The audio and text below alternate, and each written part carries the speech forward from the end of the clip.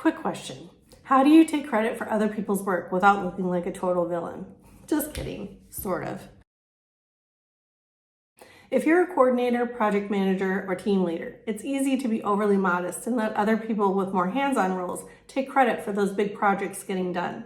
In this video, I'll show you how to highlight your impact, assign value to your work, and take a tip from the restaurant industry to add extra credibility to your annual review. Because it's time to stop downplaying your role and owning your contributions. In case you're concerned, this video isn't actually about stealing credit. It's about recognizing your essential role in the team's success. Let's start by acknowledging an important truth. Your name isn't on the final product, but without you, that product might not even exist, at least not on time or without chaos. Yeah, you're not writing the code or designing the prototypes, but who's keeping everyone on track? You are. I mean, who made the schedule that ensured everyone hit their deadlines? You did. Who managed resources so no one was crying about busted budgets?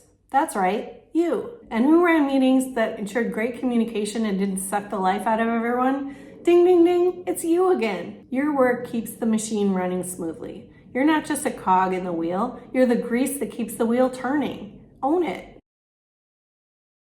So quantifying your work is where the magic happens. You need to assign value to the work that you do, and you need to do it in a way that says, wow, she's really indispensable, not she's just throwing a bunch of numbers at me. So metrics are your best friend here, and numbers don't lie. Talk about how many projects got delivered on time because of you. How many headaches did you prevent with your great communication? How much money did the projects you and your team completed save or generate for the company? And here's a pro tip. Frame your work in terms of impact. Don't say, I scheduled 64 meetings this year. That just sounds expensive. Instead, say, I facilitated great communication that allowed 6 projects to be running simultaneously and delivered on time and on budget this year. That sounds like a game changer. Let's talk about the elephant in the room here. Yes, it seems weird to take credit when you aren't the one that wrote the code or designed the widgets or built the products.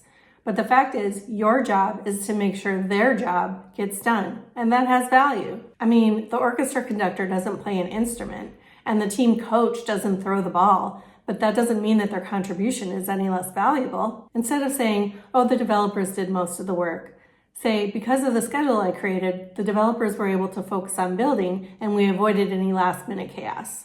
You're highlighting your role without downplaying theirs. Think of it as recognizing your contribution to the team's success. Did your calm leadership keep things mostly drama-free? Did you spot a potential problem and prevent everyone from having to work over the weekend? These are your wins. Own them. And here's a sneaky smart tip from the restaurant industry that'll make your review a slam dunk.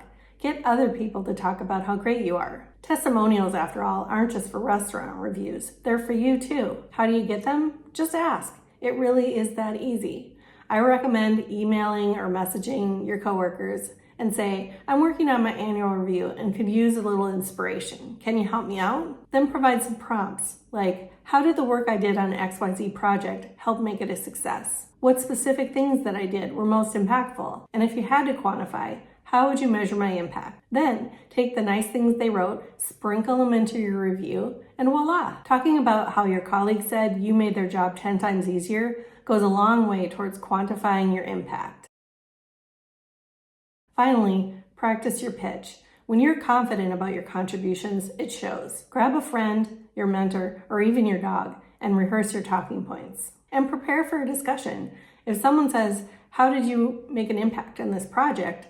Have examples ready that show how you created the environment that led to this success. So there you have it, how to take credit for other people's work.